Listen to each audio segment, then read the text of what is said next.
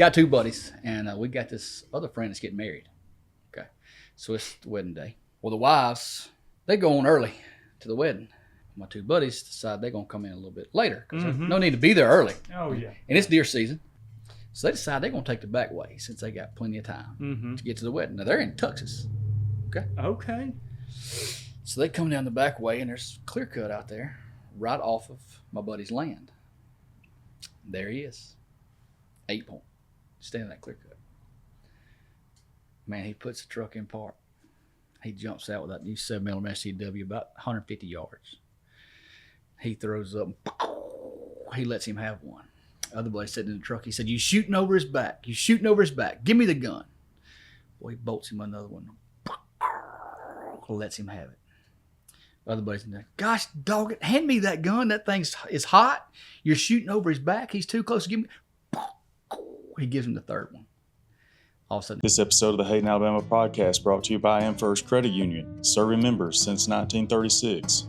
Island Law, small town, big results. And Poncho Outdoors, performance shirts for guys who actually go outside. Hey, everybody, welcome back to the Hayden, Alabama podcast. We're Southern Storytellers. I'm Philip. I'm TB. I'm Steven. We're not going to spend a lot of time on this introduction, but I think we got to introduce it a little bit. You guys are from Greensboro, That's right.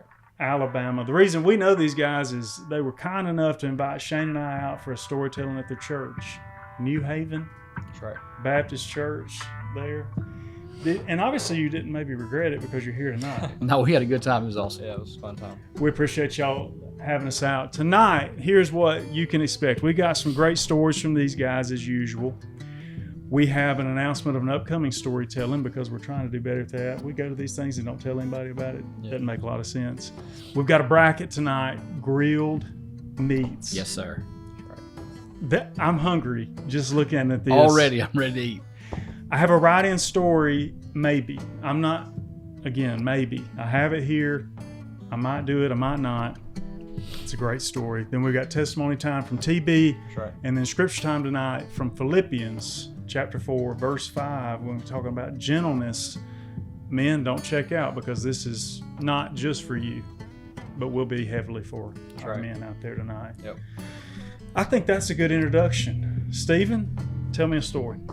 Well, let's go back. Let's go back to when I was younger, and back to when it was still legal to. Well, they kind of outlawed running dogs in Alabama. So we'll go back to a kind of a dog running story. Of course, you got CBs and CB handles, and so kind of bear with me a little bit. But we'd have thousands of acres leased, so we'd have enough land to hunt. Oh yeah. But everybody would have 20 or 30 acres here and there, and of course, they didn't want your dogs on their land.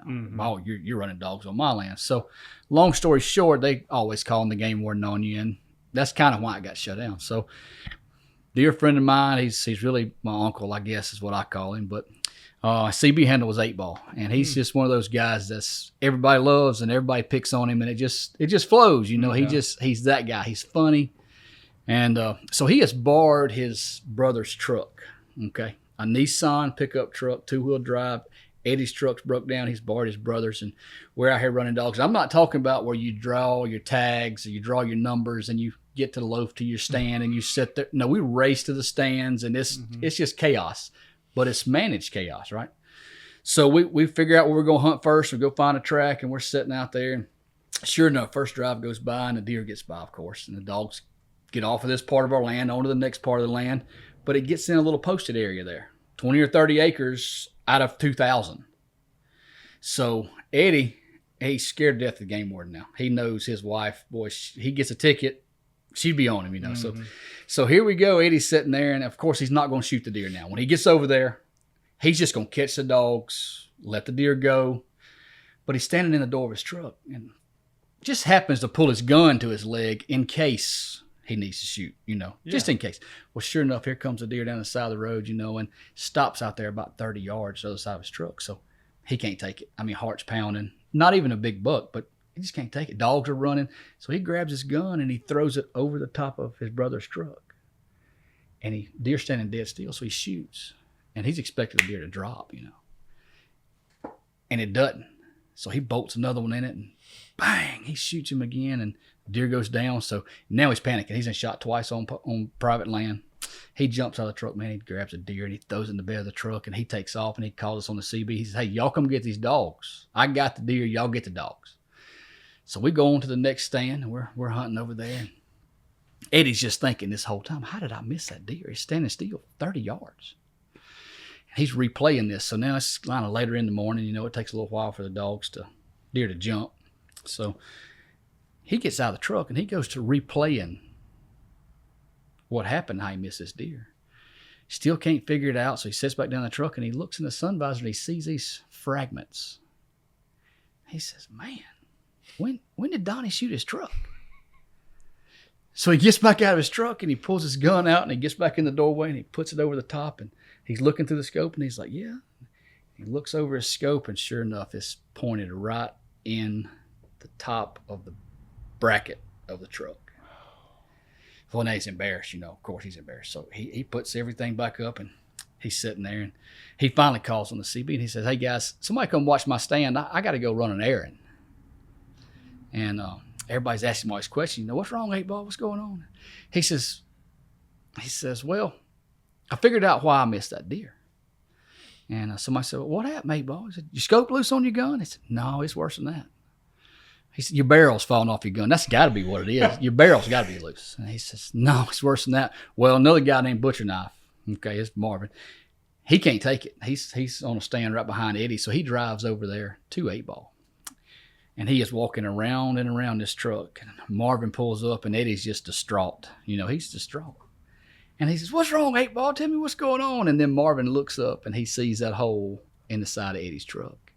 And he gets on the CB, and he says, boys, you got to come over here and see this. He said, 8-Ball has killed a nice one. It's got one horn, and it blows. So that's just kind of how it worked out. Well, how did it go when he returned the truck? Well, we had a good friend that's a body man. Okay. So Mr. Phillip was able to take care of the hole, and he kind of explained to Donnie what happened. And Donnie's been in them predicaments himself. Yeah. So he kind of understood. It happens. You know, stuff like that. That's just routine. You get excited. Make decisions. You know? Heart gets to beating too fast, and you don't think about stuff like that. Buck fever is real. Real life. Or doe fever sometimes. Deer fever. Yeah. Adrenaline. There is something about running dogs that people have different opinions about, whether that you should do that or you shouldn't, but it's intense. Oh, man, it's so much Those fun. CBs are integral, or used to be, in the running of dogs. You would hear some good chatter. Oh, man, we had some good times. And it got to where, you know, those little bit of private land stuck in there, they got to causing so much trouble. And, and you know, the game warden started hunting with us as much as anybody else because they were out there trying to catch us. You know, we were doing everything safe as we could and right as we could. And so they made it kind of their agenda around the house to, you know what, we're fixing to shut this down. And they did. Are you in trouble? Well, we hope you're not. But just in case you are, we know a good lawyer. Whitney Island here in Hayden, Alabama has law services, or maybe if you're not from Hayden, I'm sure she'd be happy to hear from you. So check her out at islandlaw.com. We appreciate Whitney and her sponsoring the show. TP, tell me a story. On the hunting stories, we got a hog hunting, so we're going to go thermal hunting at night. Me and some buddies got the idea. I got a hand on a thermal. We got some ARs. We were going to go in these big cornfields in Marion, and we were going to shoot some hogs. Big hog problem. So Dad had just bought a new Ranger. So we still had the old Ranger. I was like, I'll bring the old Ranger. You know, we'll get the old Ranger. We'll use the old Ranger. We ain't got to walk. You know, like, that's a good idea. So we had like 5 guys in this Ranger, front seat Ranger. There, guys in the back, like military looking stuff, like Mexico. Over the top of the top of the thing with ARs, you know, lights, everything. When we pull it down there, this Ranger ain't got no parking brake. Okay. So we just use the winch on the trailer to the front, winch it down, hit the road. Done it for years. So we go to Marion, still daylight, you know, we get down there and we eat supper at the camp. Everything's going fine. We leave and go hog hunting. Well, we're getting like halfway to the field and I feel like a jar. So I didn't feel right. So I stopped the truck and got out, and the Ranger the winch cable had broke and it had backed up and hit the gate. Well, this trailer is all metal. Like the bottom has been redone. Like the bottom is a catwalk. The ramp is a catwalk. It's like weighs ungodly amount of weight. Like you can't pick the tailgate up with one person. Like it's that heavy. Wow. And so it's fine. So I just tie the winch cable to the front of the trailer and went back down. We're good to go. So we went hunting. We're terrible hunters at nighttime, by the way. We also got a spotlight. We're just not good. So we did not kill any hogs, long story short. So we load back up, tie the winch back on there, and we take off. Well, this is old country roads. Like, it's a lot of stop signs and turning here and there. So we get going, and I come to the stop sign. They're being loud, being just kids, I guess. And I didn't really hear anything, but I felt a little jar, like a wrench may have got a little loose on it, And so I pull out of that stop sign, take a left, and I'm probably going a little faster than I should. And up in front of me is a stop sign coming up. So I didn't see it till late, so I hit the brakes pretty hard. And Buddy goes, "What's that guy doing?" I look over, and the Ranger's coming down through the ditch right beside us. I'm like, hey, that's mine. And I just watch it off the ravine and smoke a pine tree. And I was like, wow, that's crazy, So we get out. The winch cable had broken, and it busted the latches on the back of the trailer gate, and it opened up, and it just went beside us in the ditch. Well, it didn't really hurt the Ranger. I was like, Dad didn't even got to know. Like, this is fine. Load it back up, and we tie the gate back up, and we come back to the camp. Okay, it don't stop there. We get back to the camp, and we're like, man, we're fine. Dad's never gonna know. A little bitty dent in the front. He's got a new Ranger. He will never know about it. Yeah. So we go to sleep that night. We get up. Me and Buddy's coming back to the house for church that morning, and we're coming down the highway, 25. Like, it's a pretty big highway from where I live. Like, there's a lot of traffic. And I look in my rearview mirror, and the gate of the trailer is rolling end over end in the passenger lane, and there's cars coming. I mean, this is probably a 600-pound gate. Like, this thing's huge. Me and him struggled to get back to the trailer, rolling end over end, and eventually, before a car gets there, it just rolls off the road. And I'm telling you, my heart, I mean, it dropped. So we jump out, went over there, and had to drag it because we were heavy gate. Get it back on there. We're like, we're just going to put it on the trailer and just strap it down.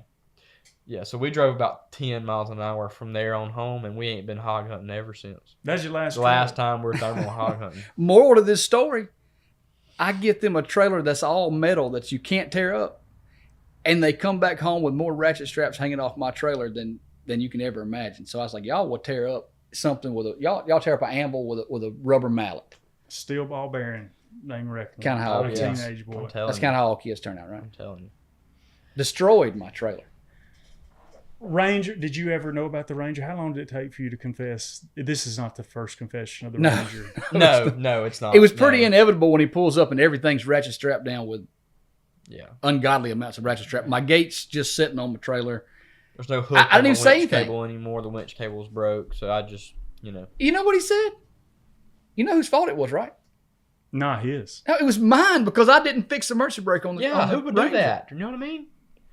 Rotten winch cable and no emergency brake. I mean, what do you expect to happen, really? I'm gonna give you a little something, TB. You're a young guy. How old are you? 21. I was 18 at that point. I'm pretty sure. Guy. 17, 18. The sooner you can learn accountability, that's right. It'll really take you places when you can just say, "Nah, Dad, that was my fault." Yeah, he did. That was my fault. Man, I'm so glad that gate didn't smash into that car. Oh, it would have totaled it. I'm telling you. No doubt. Went through the windshield. It would have been bad. It would have been real bad. It's heavy trailer. Last question before we go to your story. Next story. This gate obviously has a hinge. Yeah, it's one of those where you just it slides on sideways, and then when it closes, it latches. It can't rattle off. Okay. When I tied it, you see, live in the country, potholes. It just gets a jar and then it just. I'm all over it now. It happens on the big jobs. Yeah, for sure. When time is of the essence, Abby relies on AmFirst to keep her on track. With AmFirst, experience convenience, security, and the freedom to shop your way, no matter how hectic the day. Hair doesn't just happen, people. If you know, you know. AmFirst, dare to be iconic. Lawyer friend of mine. Okay. So you say lawyer, he's different than we are. Yeah, he got more money. There you go. Now you're picking up what I'm throwing. So nice camp down in Camden, Alabama. Mm-hmm. High fence, like 900 acres of high fence, 1,200 acres outside the high fence. You can't hide it, baby. Man, just beautiful. It's actually, well, I won't tell you where exactly where it is, but Give me a pen later. yeah, I will. I'll take you down there. There you go. I promise you he'll have us. But anyway, a good friend of mine's son was a senior in high school. Okay. And he is stopped in the road, going to school, fixing to turn left. He gets hit in the back end, turns him sideways and gets run over by the other cars, throws him out, and it paralyzes him. Baseball player, great kid. And it paralyzes him. So he's in the hospital for 101 days. Doctors don't expect him to make it. I mean, they're telling Shannon all kind of stuff, you know. And man, we're praying. The church is praying. We're praying, and God moved on him. I mean, if it hadn't been for Jesus touching him, he wouldn't be here today. But now, what a man of God he is, and you'll learn more about that. But I asked Rick. I said, Rick, I said I'd love to take Hunter hunting when he gets out of the hospital. And he's like, man, I would like nothing else. So we build this trailer, and it's got a shooting house on it. And so we can move it around. And he's down on the Alabama River, so it floods a lot of times. This is 2019, okay? So really, really wet year. Prime rut. Okay, this is time perfect. I'm talking about 40, 50 bucks at a time in a field. What? And outside the high fence, honestly. So Shannon calls, and he says, hey, we're getting out of the hospital on Friday. And I'm like, perfect. So me and TB go down to the camp that Friday night. We spend the night. Now I've got 2012 red Chevrolet. This is in 19. Not the best truck in the world. Older, but it's mine, right? Yeah. I'm a school teacher. Yeah, it's paid for. Coach, broke, paid for. Mm-hmm. So it's mine. I'm glad to have it. I'm thankful. Yeah, Blessed. Absolutely, yeah. So we're down there hunting, and we hunt that morning. We get through. Shannon and them's coming in after lunch. He's going to bring Hunter. He gets out of the hospital on Friday. This is just the kind of young man he is. He's ready to go hunting on Saturday. Mm-hmm. First time he's ever been in his track chair. First time Dad's ever unloaded it. I'm excited. This is going to be fun. So we hunt that morning. I don't think we kill a deer, but my buddy sends TB and his other two sons off to do something. And he's like, come on, Coach, me and you will go ahead and get in your truck. We'll go in the high fence, and we'll hook up to this trailer. We'll go ahead and have Hunter set up right where he's going to hunt when he gets here. Mm-hmm. So we go inside the high fence there and get to where Rum Creek comes through there, and it's water everywhere. When I tell you water everywhere, it is just a rushing river. And Rick's like, Coach, you see that gum tree right through there? Just go straight towards that gum tree. And I said, no, Rick, listen to me. Let's just go around. He said, I just went through there 2 hours ago. So I said, Rick, let's just go around, man. No, Coach, I'm telling you, just go. So here we go. We take off. And the next thing you know, front end's out of sight. Oh. Truck's cut off. Water is rushing everywhere. Okay. Well, Rick, he don't panic about much. You know, Rick's pretty, if it can happen, it's happened to Rick. So he's like, don't worry about it. We're good. So he rolls the window down. He's going to jump out. I call TB. TB's 14 at the time, 15. I call TB. I say, hey, y'all bring a truck up here to the gate of the high fence. Rick's going to meet you. We got a little problem. So Rick jumps out. Now the water's over his head. He's swimming. He swims out, goes to the camp, to the gate, gets another truck. Well, by the time Rick come back, I'm sitting there like, God, water's coming in my truck. It's over my floorboard. Now it's in my seat. So I got the guns running across the dash in the back of the seat. Everything picked up. I have to climb out and get on the toolbox. So when Rick comes back, I'm sitting on the toolbox. He's like, oh, God, Coach, this ain't good. So he swims out there, ties a rope to it, and pulls the truck out. We get back to the camp. We got a guy named Radar there. He is a boat mechanic. He's from South Alabama. He's just up hunting. So I'm a mechanic a little bit, just enough to be dangerous. Mm-hmm. So Rick just disappears. My truck is sunk. I've already called my wife. She's at a Bible study. I'm like, baby, I'm sorry. You know, just be prepared. I don't know if insurance is going to cover it. I'm panicking, right? So me and Radar start to pull spark plugs, and we pull the breather off. And by George, every hole we open up, water is pouring out of this truck. And I'm like, holy crap, it's like 10:45, 11 o'clock. Hunter's going to be there about 1:30. And all of a sudden, Rick comes out. And he's done went in there and took a shower. He's got on some nice clothes. And I'm like, dang, I don't even know the dude really well at this point in time. We're really good friends now. But at this point in time, I don't know him real well. A few months, 6 months. So I'm like, well, dang, he really cares about me, you know? I mean, he sinks my truck and he's going to go somewhere. So he pulls up beside me, and I'm over in this Chevrolet truck. Now, we are working. Water is squirting. We turned the ignition over, and it's blowing water out of the spark plugs, you know. He says, Coach, what color you want? And I said, what are you talking about, dude? I'm trying to fix my truck. I ain't got time to play games. He says, if you don't pick out a such and such color, I said, I'm going to let TB pick it out. Well, it kind of got under my skin a little bit. You know, I was like, whatever you do, and you do whatever, because I don't know. So I go back in the truck and I'm working. Well, next thing I know, tires screeching, they're gone. So me and Radar work, and we just decided we're done. It's over with. So here comes Hunter and Shannon. And I'm like, look, in the end of the day, this is just a truck. As much as it hurt me and as much as I need it, it's just a truck. So I'm not going to say anything to Hunter or Shannon. This day is about this young man that has been through everything in the world. So when we go out there and we get him out of the truck and we get him in his track chair and he is all smiles and I'm all smiles, I'm having more fun than he is because this is special. We take him over there and I would get him some guns and we set some targets up and he's shooting. And every time he shoots, he's just like, how thankful he is to be out of the hospital. It just puts in real life, what Jesus really does for us. So about the time we get the scope set, it's probably 1:30, 2 o'clock. Now keep in mind now we're in the country, okay? And the Chevrolet place closed at 12 o'clock. So little did I know, Rick has went down to the Chevrolet place's owner's house, got them out of the house, and has bought me a new truck. I'm not talking about just a truck. I'm talking about a truck. Leather, heated steering wheel, Wi-Fi. Well, I can't afford none of that, right? So we're sitting there. I ain't said nothing to Shannon. Shannon knows what's going on because he can see, but I hadn't said anything. So Rick comes flying in here in his brand new truck. And then here comes TB, 14 years old, driving this brand new truck. And he gets out and Rick, he's probably 50, 40 yards from me, 30 yards. He throws me a set of keys and I catch him. I'm like, what is this? He said, Coach, that's your truck.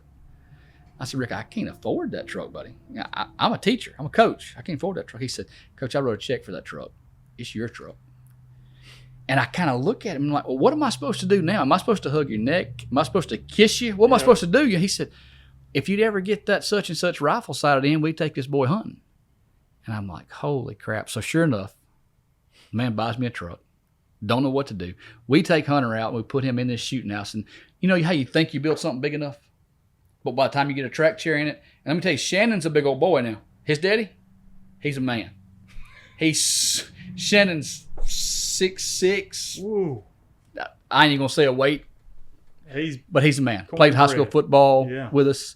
He's a man. So by the time you get Hunter in his track chair and me and Shannon in this shooting house, there's no room for these chairs. So me and Shannon spend the whole evening, which I'm glad to do it now. Absolutely. And every time I would think about it, oh my God, my knees are hurting me, I'd be like, no, bud, don't even go there.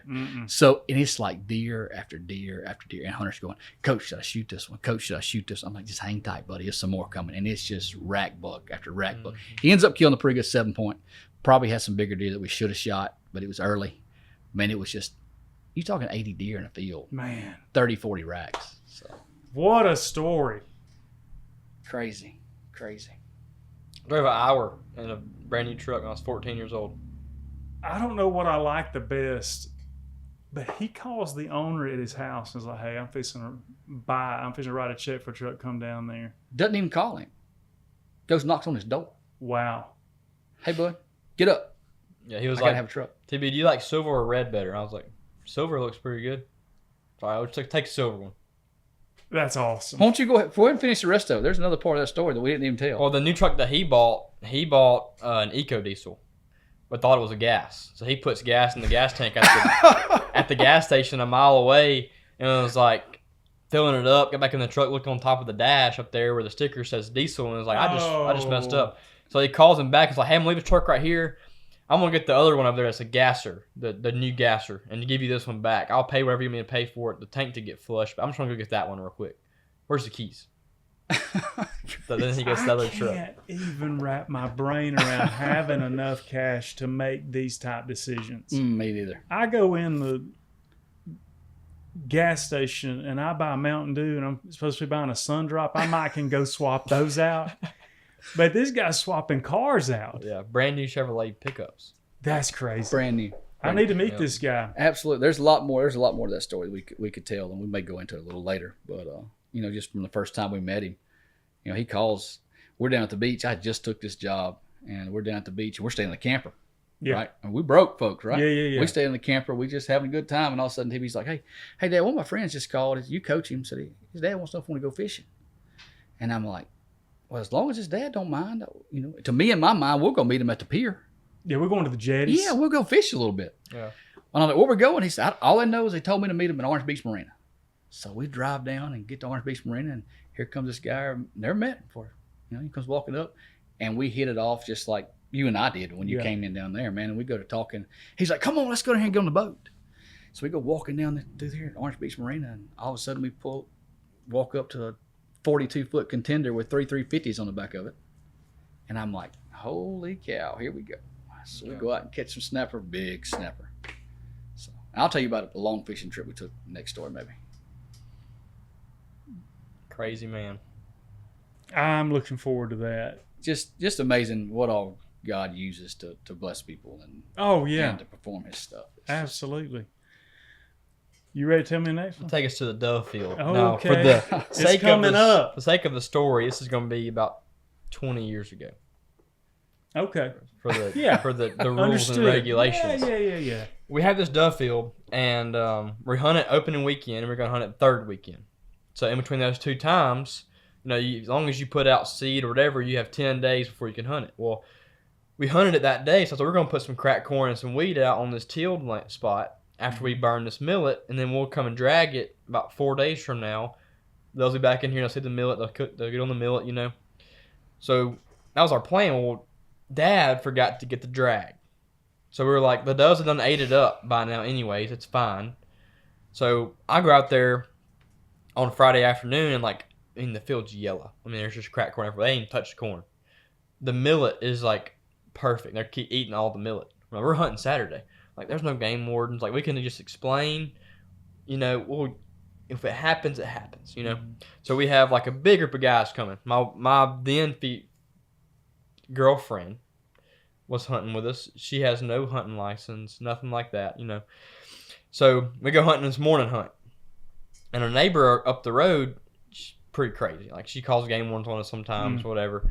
So we're hunting, and some buddies leave. We're doing pretty good. Some buddies leave. They're like, hey, the game was up here at this house. The woman's called them, y'all better go. So we're sprinting across the field to the Rangers, and we're going, we leave the field and go to the back side of the field. You can go up to the camp. Well, the camp's not really seen from the road unless you come in from a perfect angle. You kind of come in from the perfect angle, you can see the road. But if you come in from the other way, you can't see the road to go to the camp. So we go to the back of the field. We're going to the back of the field, look over at the gate, and the game warden pulls into the gate. And Dad's like, it's fine, don't worry about it. We have 10 cars up there. I'm going to go first. I'll talk to them. We'll be fine. Well, come out where the gate is and go right. It goes to the big highway, or you can go left. I was like, honey, if they're right there at the gate, we're going left. We're going to go left. You got me? Oh, yeah. So, okay. So Dad's like, it's fine. I'm going to go talk to him. We'll be good. When we come out, and Dad's a good bit ahead of me, and I guess there's a convoy of cars. I mean, there's 8 or 9 cars. Dad calls me and is like, they're in the field. We got to go. I was like, what happened to talking to him? I get to the gate and take a right, and it's car after car after car. And I look over in the field, and the game wardens are running back across the field. They thought we went to the back. They thought we had run to the back of the field in the Rangers, and we were waiting there for them. So they get out, walk past the gate, walk across the field, and here we come behind them. And they were sprinting across the field trying to get to us, and it was just boom, boom, boom, boom, boom, right beside them. My heart was through the roof, man. Moral of the story, we tried to do everything right. The first hunt was 100% legal. The second hunt would have been if the doves just would have ate what little bit we Just put out didn't there. do what they were supposed to do. You know. But you had made them roasted millet. I mean, dang, we planted. We had corn. We had brown top millet. We had wheat planted. We had sunflower seeds planted. Wow. We're just gonna bait just a little bit to keep the birds active while we're waiting. And these guys, none of those guys that you were talking about happened to get any tickets that day. No, surprisingly not. I don't know how we did that, but by the grace of God, we got out of there. We won't do it again. I can guarantee you that. Yeah, you've learned a lesson. Yes, lesson learned. Hey, listen, we're all learning lessons. We say all that after we just invited you on a dove hunt too, by the way. I'm not going to say that was BC. It's weighing in on it. Yeah, it's fun though. Yeah, it was. It was not fun. First dove hunt I ever went on. I had never heard of a plug. That's part of the excitement. And it was a good hunt. Yeah. And after a couple of volleys, You done shot a they box. come up to me and said, "Hey, how many shells with that gun hold?" I said, "Oh man, I hold 5." Everyone I can put in And it. I am letting all 5 eat every time. And they informed me then of the plug law. And thankfully, you can get just a stick and whittle it and put it in there, and it'll serve as a plug, and you can keep hunting. But until that day, I was getting a lot more birds. Yeah. Before we got that. I don't know plug if you're in. getting a lot more birds, but you were shooting a lot more shells. Definitely shooting more shells. The last 2 years, I think I've went 1 box per year. Now, part of that is because not that I've gotten to become a better shot, and it's not that the dove hunt was poor, but I'm more selective now.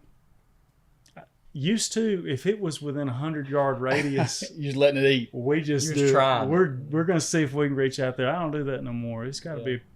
I gotta know I'm gonna hit it. Shells are expensive. That's now. right. When I first started dove hunting, a box of shell was $1 and something. Mm-hmm. Wow. $3 maybe. Yep. Not no more. No, I mean, tell you you. go to Walmart. I'm right. Yeah, absolutely. We just ordered In a the case of good late- shells now for $400 for a case of good shells. Late 2 '90s, cases. you could go get it. They was like $3.97 a box or something like that, if I remember right. Yeah, I mean, I'm they sure. weren't great shells, but they'd shoot. Yeah. You ain't buying them like that now. No, not at Heck all. no. Was it not $400 a case? We just We bought 2 cases for just $200 a case. What'd y'all get for Yoshi? Migra Oh, yeah. dove. Yeah. you need to check them facts. Can't I think have they're none. more. I'm right. Hey, y'all put it in the comments. We've got a little discussion here Yeah. going between father and son. Is it $400 a case or $200 a case? 20 Put it in the gauge comments. Migra dove, 3-inch, ounce and a quarter. Let me know. You got a 50-50 chance of getting it right. He's probably right. It's one or the other. I'm right. Hey, and if you're, speaking of that, while you're there at the comment button, if you're enjoying the Hayden, Alabama podcast tonight, I want to encourage you to like the show. It helps us out a lot. And then also, if you enjoy the storytelling, this is what we do week in and week out. If you haven't subscribed to us, that's free of charge. You can hit the button. It's right there on the screen, and we'd love to have you along for the ride. Steven, you got another one dialed up? Yeah, I got a couple. Let's kind of go back to my high school days a little bit. I got 2 buddies. What year? Where roughly? We're talking about 1990. This is probably 1998. The 90s. Okay, that's I forever love it. ago, wasn't it? You ask these young guys, like, man, y'all That's a old. good year. We're about the same age, aren't we? Yeah, I'm 44. Well, I just turned 46. Yeah. So Good year. close. Good year. So I graduated in 98. So got 2 buddies, and we got this other friend that's getting married. Okay. So it's the wedding day. Well, the wives, actually, it's my buddy's girlfriends, because they're not married yet. They go on early to the wedding. My 2 buddies decide they're going to come in a little bit later, because there's no need to be there early. Oh, yeah. And it's deer season. Mm-hmm. So you always got a rifle in your truck. And my buddy had just bought a brand new 7mm STW. Back in the day, he's talking about $1,200-$1,400 gun. Just reach out there and touch them. Right? Mm-hmm. Big old nice Redfield scope on it. That was the thing back in the day. High dollar stuff. Oh, yeah. Brand new Z71 truck. Okay. Oh, that's the classic, too. So yeah, single cab, white, Mm. ready. So they decide they're going to take the back way since they got plenty of time Mm-hmm. to get to the wedding. Now they're in Texas. Okay. So they come down the back way, and there's clear cut out there right off of my buddy's land. There he is. 8-point. Standing in that clear cut. Man, he puts the truck in park. He jumps out with that new 7mm STW about 150 yards. He throws up.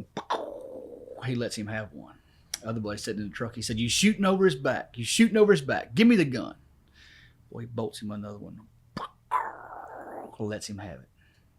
Other buddy's in there. "Gosh, dog it, hand me that gun. That thing is hot. You're shooting over his back. He's too close to give me." He gives him the 3rd one. All of a sudden, the game warden stands up in the bushes. He says, "You reckon you got him yet?" They got his gun, his truck, his hunting license. They got my other buddy for aiding and abetting. He wasn't driving. He wasn't in his truck. He wasn't shooting. But they said since he was egging him on, they got him for $1,500 too. They got all of it. Oh, that is a nightmare. Yep, sure did. Sure So did. he's putting it to him, but you can't knock that. 3 shots was in him, but he wasn't knocking him down. So he was hitting him. Not their property either. Oh, of course not. No. Man, that is The horrible. other side of the road was their property. Oh, yeah. Close. It's close. Yeah. So man, that was a bill. Yeah. Did they keep his truck? For a little bit. He did get it back eventually. He got it back. Oh man, those Lifetime words, hunting license. I felt like I was there for just a second when you said that. That's awful. That's why you don't buy new stuff, though. That's why you do it in the old stuff. Yeah. Then if it gets taken, you have 4 more that are the same price at home. You can keep it. If you were to do that lifestyle, Yeah. We continue. don't. No. We're not promoting No. any of this No way. activity. No, not at all. Just telling lessons that we've right. learned. So that was the wedding day fake deer story. Man, that's awesome. Great story. Mm. You ready? I'll go back to a shotgun story. Not really a hunting story, but involves a gun. Mm-hmm. A lot of stories on the Hayden Alabama podcast involve guns. That's right. I grew up, hunting a lot. We were outside just hunting or cutting down trees, shooting birds, shooting squirrels. Well, I got probably 13 or 14. I could able to shoot Dad's shotgun, 1187. Okay, we've had some issues with it. He does not agree with this story, but I'm telling it like this is the gospel of the gun. It's your story. 1187. It's a gas gun, so that when you shuck the shell, it's hard. It's not like an inertia gun. So, anyways, got back from the shop and just got it back. I was excited. I'm going to go squirrel hunting. It's like December. I'm going to go squirrel hunting. So I get a box of shells. I'm in Dad's room. Well, they live in a 2-story house. The bottom is a house now, but it was a basement. Just concrete floor. They were starting to do some stuff down there with some rooms and stuff. So I get the gun and I put 2 in the mag. And I'm just going to go ahead and load it. Mm-hmm. So I pull the handle back and put a shell in there. When it goes, it goes hard. Well, I'm walking out of Dad's room and he's in the recliner right by the door in the living room. We're from not far from me to you from each other when I'm walking out the door. The gun's pointing down, put the shell in, I look up and hit the button for it to close, and the firing pin is stuck. Mm-hmm. So it hits and it fires in my hands. Gun goes flying out of my hands. I'm little, I'm young, and it shoots right through the floor. My mom and my grandmother are downstairs working in the basement. It hits that concrete and splatters the door behind them. Just birdshot right in the door. Peppers. The whole door is just solid birdshot. And I'm hysterical. I'm just standing there like this. Dad was so close. He thought I'd shot him. The recliner goes backwards. He's checking. He's getting up, running in there while he's patting himself down. What's going on? What happened? I was like, I don't know. It just went off. And then, the accusations come. Oh, yeah. You fired the gun. You're just an idiot. All this stuff. Not true. The gun went off. Wasn't my fault. But, yeah. Almost shot my dad. Almost shot my grandmother and my mom. Yeah. No pellets. I thought I had pellets in me. When I tell you it went off, my chair's laying back and I'm about as far as here to that door. From the barrel when it goes up. And I that's it. Jesus is taking me on. I'm dead. This was it. I'm it's 12 feeling. gauge too. I'm feeling. That is another good lesson for everyone out there, especially our young guys that watch and listen to the show. You got to know where that business end is going. Absolutely. And don't load your gun inside. You don't know. You never know. I've had one fire as well. You ever heard me tell that story? You laid it down on the table and it fired? No. Oh, well, I have not heard it. Go ahead. No. I think I've told it before. Well, I'll tell it again if you hadn't heard it. You listen to all the shows, I think you'd have remembered it. Go ahead. I used to hunt behind my grandmother's house. I could go anytime I wanted to. But I always respectfully just stopped by and knocked on the door, just letting you know I'm headed into the woods. This day was no different. It's an evening hunt. It's probably 2:30. I go by there and she sees me pull up, so she comes out on the porch there on the house. So she's standing above me on the porch. I'm standing below her. We're having a conversation. I said, all right, I'm going to head in the woods. And before I go into the woods, I always load a shell before I go in. Well, I don't know if I should say that. Generally speaking, used to always load up before, because, I've jumped deer up. You never know. Yeah. 6mm bolt action. And again, Mama's right here. I'm standing right here. And I turn the gun just away from her. Bolt back, bolt up. And as soon as that bolt up hit, she rang out, that 6mm left that gun and went screaming into the sky. But if you would have measured the muzzle distance to where she was standing, feet, I leave that gun like this and just rack that shell. Right at her. It's right at her. Done. And she's done. Mm. You ain't going to take a 6mm to the chest and Nah. roll out, probably. Since that day, I will not load a weapon without. We're going to get this thing going in a different direction Yeah. of everybody else. Because You never know. you just don't know. If safety's on, I mean, I didn't have my finger on the trigger, nothing. Mm-hmm. It happens. It's and he said I got on him, and I probably did. I'm sure. I'm I did. sure you Not did. probably. But what I Definitely did tell him though, at least he knew where he had it pointed. Yeah. So we had spent a lot of time on gun safety because you got to. If you're gonna have guns in your house and you're gonna have kids running around and you're gonna hunt, Mhm. yes, that's important. You can't go back. No, you can't That's bring right. it back. It was a freak accident that they were in the basement, but at least the gun was pointed at. If he'd had it picked up, it'd have shot me in the back of the head. Oh, man. Right there on You'd that have couch. to live with that the rest of your life. Honest mistake, but Mhm. something you got to live with the rest of your life. That's what I tell all my kids at school, guys. Is the actions we take, if it's an accident or not, you still got to wake up every morning and live with it. Yeah. I started looking for another gun. It's something new. I'm here to tell you, never fired that weapon again. Did you even go hunting? I don't think I did. Probably went home sick. I was so shook up. Yeah. I didn't go squirrel hunting that day either. Well, speaking of ordering things, I want to tell you all a little story. Okay.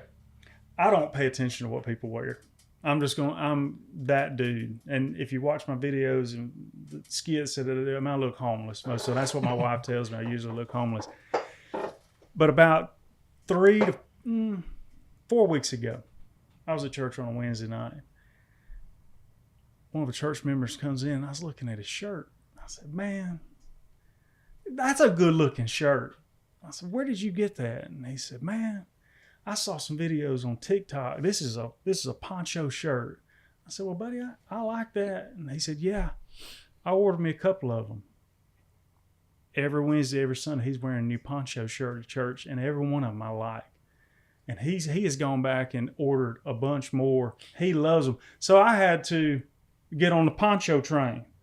So as you can see today, I look a little nicer on the Hayden, Alabama podcast than Looking I sweet. usually do. Got the poncho. So this is a new poncho shirt. I think it's called Dove Field or Dove Hunt. It's Dove something. Dove something.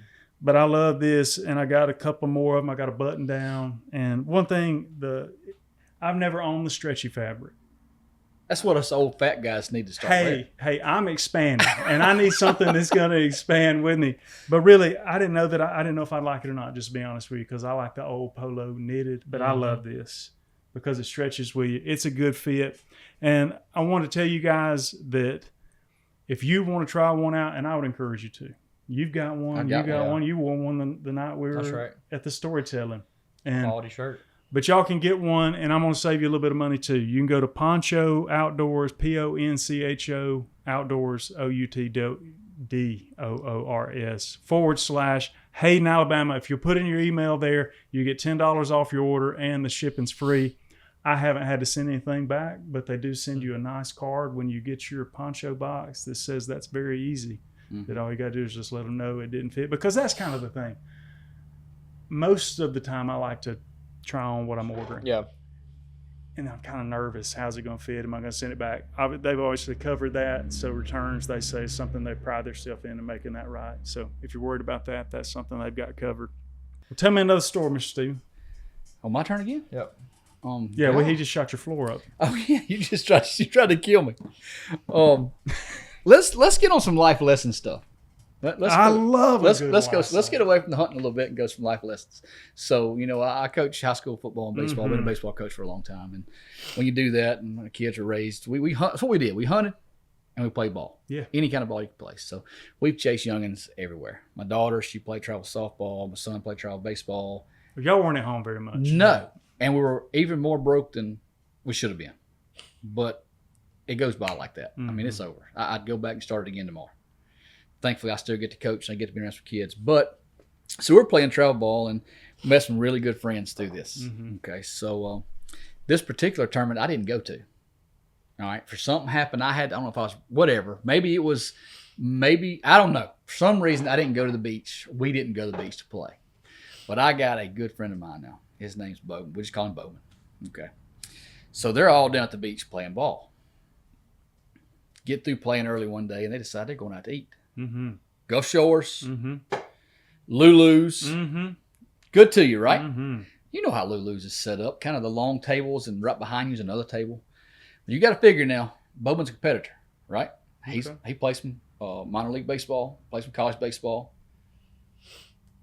Hero kind of guy, right? Make it happen kind of guy.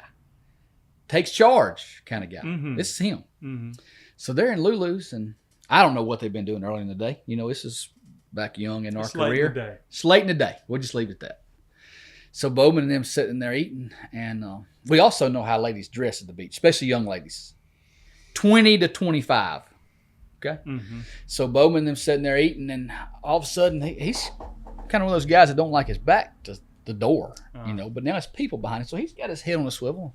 All of a sudden, he turns around, and this blonde-headed figure at this point in time turns out to be 20, 25-year-old girl. She is bent over. Oh, Lord. Okay? And he notices right off the bat because he notices she's choking. There's no doubt she's choking. So he jumps up. Now, she probably weighs 117 pounds soaking wet. Yeah. Beautiful young lady. Mm-hmm. He probably weighs 240. Mm-hmm. So he's telling me this story, right? And he's like, Coach, I panicked. He says, she was choking. I got to help her. I got to help this girl right now or she's going to die. So, man, he grabs her up and he puts her in the Heimlich. And he says, Coach, I let her have that person just about 3/4 of the way. Just let her have it. He said, when I hit her, Coach, her legs come flying open. Needless to say, she had on a little skirt. So now he's unembarrassed her to death. She goes back down, and he's like, I didn't see the shrimp fly out, but I know I hit her hard enough that I'm getting that shrimp, right?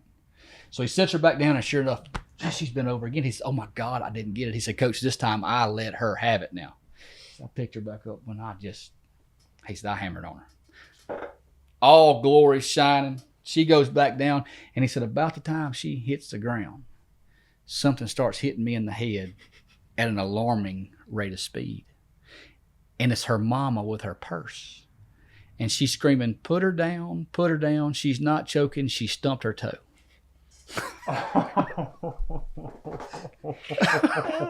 So this girl has stumped her toe with a pair of flip-flops.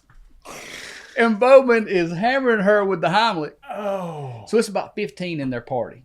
So he has to buy the whole party supper, right? It cost him like $600 to get out of Lulu's after he has almost killed this young girl.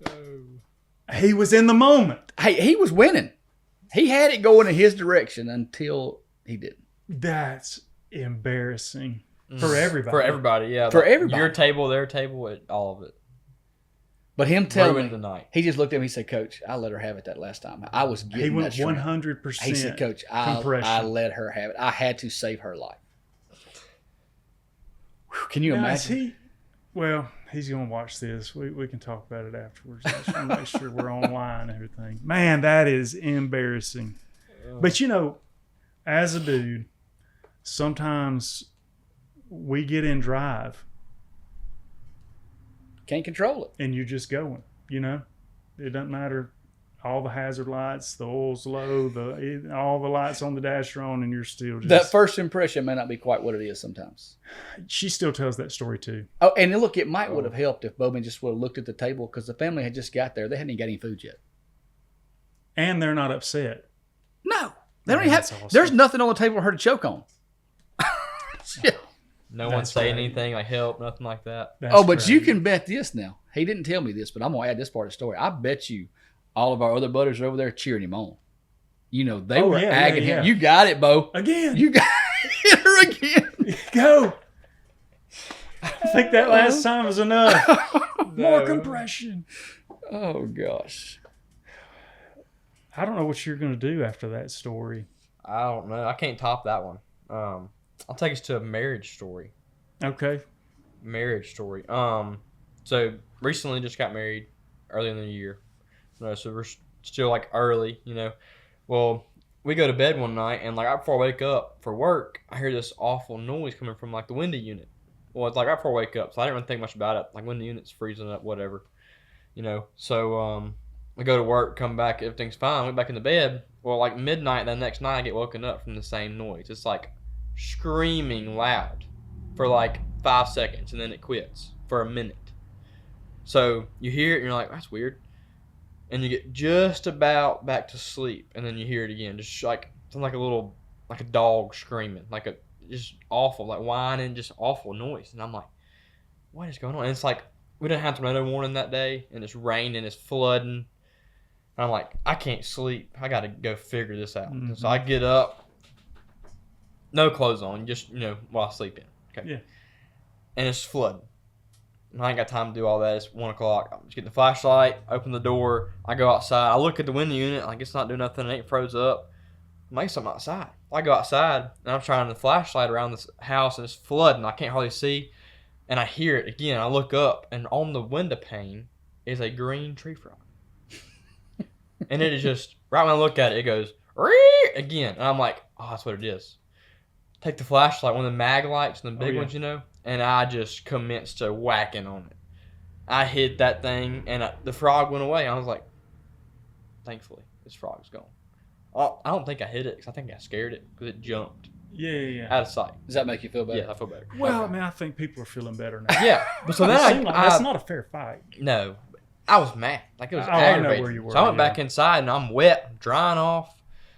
Golly, I gotta get up 5 o'clock, go to work. So I get back in the bed, I'm just aggravated. And Kaylin's like, my wife is like, why are you aggravated? It's an aggravating story. How's that even happen? Why does that happen? And she looks at me and she says, well, God's been good to us, honey. We've been good. God's blessed us. And I was like, wow, okay. It's 1 o'clock. You're not even awake. Okay, I'll just go to sleep. I'm sorry. So I go to sleep. And I'm thinking about it like, man, where did that come from? I didn't even see her eyes open. And a few days rock on, and I ain't even thought about it. Well, then she brings up this noise story. I'm like, hey, that's a good idea. I liked your little life lesson you gave me there. She said, what are you talking about? I said, when I came inside and said I was aggravated, you said God's been good to us. She said, I don't remember that. I was like, wow, the Holy Spirit will convict you over something that ain't even awake. I mean, I ain't seen no more frogs, but I ain't gonna hit them no more. I promise you that. God will speak things, speak through donkeys. Hey, that's right. Burning bush. I'm telling you. He's got the communication thing down. He spoke to you that night. You better tighten up. I can make this thing bad. He spoke to you through a frog and a sleeping woman. Mm-hmm. Yeah. That's like a Disney story. Yeah. What's the Princess and the Frog or whatever? Yeah. That's just example of what that was. Speaking of New Orleans, beignets, gumbo. I'm hungry already. You want to go get something to eat after this? We'll That wait sounds something. good. I think we're going to have to. Man, I don't know if I'm going to make it through the rest of the show. I'm starving. How many more you got on that non-negotiation list over there? I'm good to go. You've checked your boxes? I mean, we can keep going. I'm good to go. Either way. But do you have any on the? You said you had 6 that you really wanted to tell. Have you told all 6? No. How many more you got over there? Let's see. Tell that.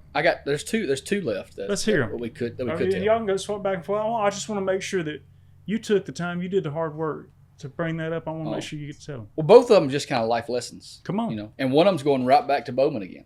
Okay. Oh. Travel ball. Uh-huh. Okay. Competitors. When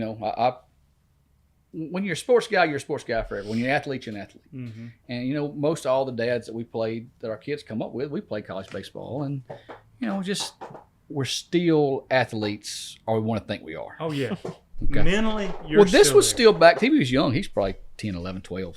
So we're in Panama City playing playing baseball, and we get a free day. And of course, me and Bowman and Steve, we've taken our golf clubs. Mm-hmm. And when you're a baseball coach, you don't get to play a whole lot of golf. Right. So I was really good at golf, and then you don't play golf a little while, and you play once or twice a year, but you still think you're really good. Mm-hmm. In your mind, you're really good. Yeah. So kind of that time, but as you're 24 to 30, that's kind of your prime. You know what I mean? So getting stronger, hitting it further, staying active. So anyway, long story short, we're in Panama City playing golf, and me and Steve and Bowman. And if you ever notice on these nice golf courses, they've got screens over the swimming pools Mm-hmm. to keep you from hitting into them. Well, we hit some that day that was over those screens. The next houses probably need some screens on theirs. Granny probably got knocked down the porch, especially Bowman, because he just hadn't played a lot and he was hammering on it. But we're competitive, right? So we got this challenges going. Not gambling, no, but we're just making it interesting. it's enough. I guess the smack talk is what it really is. Yeah. So it's pretty tight, and I won, by the way, just to clarify. For the this. record. Just not that it matters, Steve or Bowman. It doesn't matter Right. that you lost, and I won that day. Mm-hmm. But it's pretty close. So Bowman has hit one in the water, but it's only about that far from the bank. But it's about that deep. Mm. About that a makes foot. sense. Yeah, foot and a half. And we're coming up, and I can see it in Bowman's face already. I can see it in his eyes when we're rolling up. And so can Shelton. Shelton's already laughing over here. Okay, he's already laughing. We pull up. Bowman looks over and he looks me straight in the face. He says, Coach, I got this. Me being the friend I am, I said, of course. I ain't no doubt, brother. I ain't no doubt. You got it. He said, I watch some guys on TV do it all the time. That deep. Mm-hmm. Not that. I said, absolutely, brother, you got it. So he takes his shoes off and he walks out in this water. Funniest guy ever. I love him like he's my brother, by the way. He gets over this golf ball that's about 1.5 feet deep in the water. And of course, he has to look at me and give me a little butt wiggle before he, oh, yeah, he's ready, right? Yeah. And he takes a daddy hack and he goes down to get this golf ball. And this thing goes bloop, bloop, bloop, bloop, bloop, bloop, bloop. And it floats right back down. So by this time, I am in the floorboard of this golf cart. Shelton's videoing over here. I know the video's no good. You can only see parts of it because he's in the floorboard laughing. But it didn't stop there. Okay. He turns straight around and looks me in my eyes as serious as he could be. And he says, Coach, I got this. And I said, ain't no doubt, brother. You just missed it the first time. You got it this time. Here he goes again, and he comes up with a daddy hack again. And we get the same result. So it's float to the top of the water, float back down. So the life lesson of the story is the definition of insanity is doing the same thing over and over, expecting different results. But the camera view and the lesson that we learn from this whole thing and the stories that we get to tell about it is probably the funniest thing ever. I don't think I've ever told a golfing story on this show.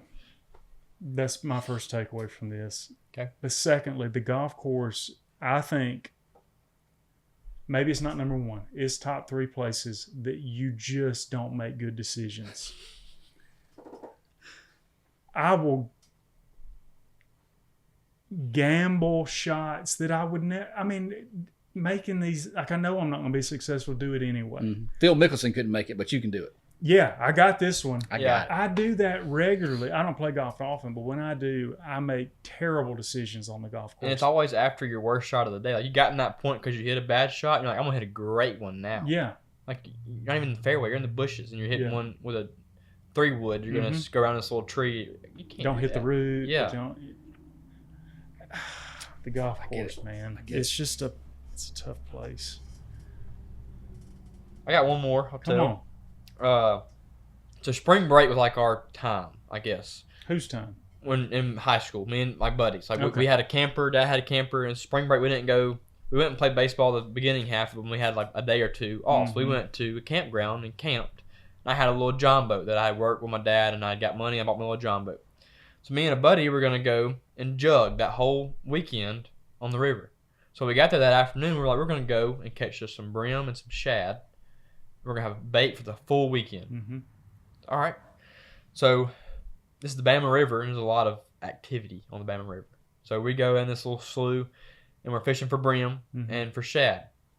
Well, there's a lot of snakes out at this point in time. So we had the light bars on, and we had spotlights while we were fishing. It was nighttime fishing for shad and brim. And here comes a water moccasin, a big one, in front of the boat. Well, Al Michael gets scared. Our buddy gets scared. So he's like, cut the light off. It's coming to the light. You know, they get aggressive. So I cut the light off. Well, then it's eating him up. He's scared to death. He's like, oh, it's in the boat with us now. cut it back on. So I cut the light back on. I mean, it's like a foot in front of the boat now. It had stopped, but I was like, so I cut it back off real quick. And I heard some commotion. It's like some splashing and stuff like that. I was like, man, that's the snake because then he got in the boat. So I cut on the spotlight and I'm shining around and the snake is gone. It had just gone in the bushes. We're good. We're good. We'll go back to fishing. I'm like, are you good? Yeah, I'm good. Let's go fishing. Okay. So I get my fishing rod. I'm casting. I don't hear any casting from Alan Michael. What's going on? Turn around. And he's standing there like this, looking at me. He said, we got a problem. I was like, what's the problem?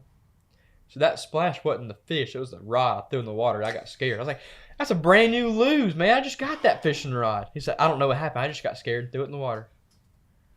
Man. Brand new. Your rod in the Yes, water. my rod. Brand new. Lose, speed spool, bait caster, rod and reel. I mean, just chunked it. All because of a snake. The And it devil's was serpent. dark. I didn't know where. You didn't even know where it went, so I couldn't go back and get it. Gone. But the snake didn't get in the boat. No. Can we have some silver lining? Yeah, Did I that guess. help that situation? No, maybe? it did not. I would rather it come and get boat and bid him. Oh, throw my him. rod yeah, in the yeah, water, yeah. But yeah. I just don't want to get bit. No, I'm terrified of snakes. But he's much scarier than I am. He's worse than apparently. you. Yeah. Yeah. We're still buddies, but Did he had buy a- you? no, he did not. He would never do that. Then I don't know. He's got a little work to do. Hey, this may be. We do reconciliation work here on the show regularly, and I think this is. We're not going to call this guy by name, but you know who you are, and you know the right thing to do here. That's right. But you may have. I wasn't in the boat with you, so I can't testify on your behalf. Okay. But you may have shown a little bit of our scripture time later. Oh, okay. Maybe in that. I don't know. I'll let you testify to that. You got the last one. Another life lesson. Probably, TB was a pretty good kid. He didn't get very many whippings. But now he got them when he needed them, right? That's right. That's right. Believe, spare the rod, spoil the child. That's right? what the Bible As says. the Bible says, it is scripture. So, by George, I used it when I needed That's to. right. Okay. So my daughter's boyfriend at the time, she's in high school and she's got this little boyfriend. He's going to go and play in a golf tournament with me. So Friday night, he brings his golf cart over on a trailer, unhooks it, and he goes home. 7 o'clock the next morning, we're leaving, going to play golf. Well, TB's got one of his little travel ball buddies over, Mac. I was an early riser. Yeah. So I stopped him and Mac that night, and I said, listen to me, boys. I said, you see that golf cart on that trailer? Yes, sir. I said, don't touch it. Well, if it's not hooked up, you back a golf cart off. Number one, it's not our golf cart. Mm-hmm. Number two, it's trailers going, golf carts going. Mm-hmm. We live right beside a pond, so the driveway is a pond dam. Mm. So if you can picture trees going down the driveway, turning right, going across a wide open pond dam. So I get up 6 o'clock. I get ready. Guy's going to be there at 7. We're going to hook up to the cart and go play golf tournament. About 6:30, I look out the window and trailer standing straight up. No golf cart. Boy, I'm fit to be tied now because I told him specifically. Mm-hmm. So I get some clothes on and I go out the door and I see them all the way across the pond dam. Boy, they're coming across through there and driving that golf cart. We learned a life lesson today. Having a blast, right? Kind of like living in sin. Mm-hmm. Sin's fun when it's going for on. a season. So I march my little happy right down that driveway, and I get to the edge of those trees, and I get me a limb about this long switch. And the last thing I hear TV say, as he kicks that golf cart sideways in the gravel rocks, and he turns right before he sees me. He says, man, this is awesome, was the last words out of his mouth. And then there was old Dad with that switch.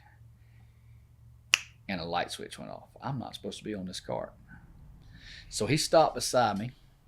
And matter of fact, Mac is Bowman's son. Oh, yeah. Bowman just ties all in there with us.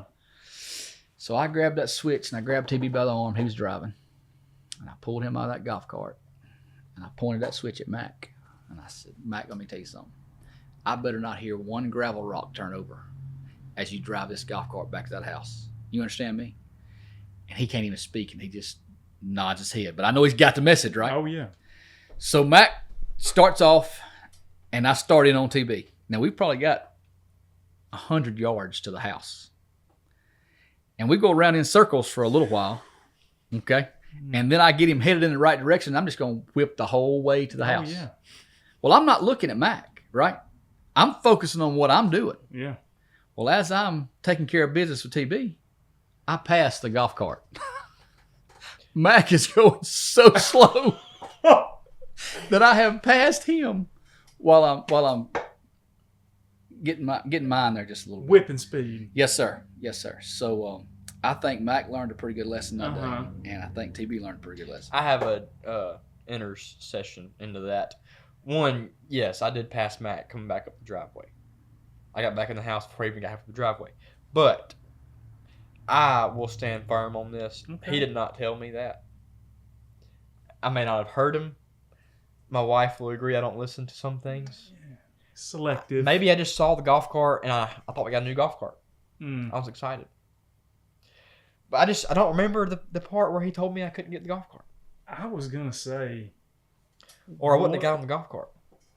If you just directly disobeyed like that, you had to have something strong that compelling you to go out there and do that, knowing he's going to get up and see that y'all are out there. Yeah, that's my thing. Is like I wouldn't have done it if I knew. Like doing it, I knew I was going to get caught. Yeah. So why would I do it? I didn't hear him. Maybe he got the whipping. Anyway, oh yeah, I got just like you. He didn't ask, "Did you hear me, son?" It wasn't none of that conversation. No. You know, it's just.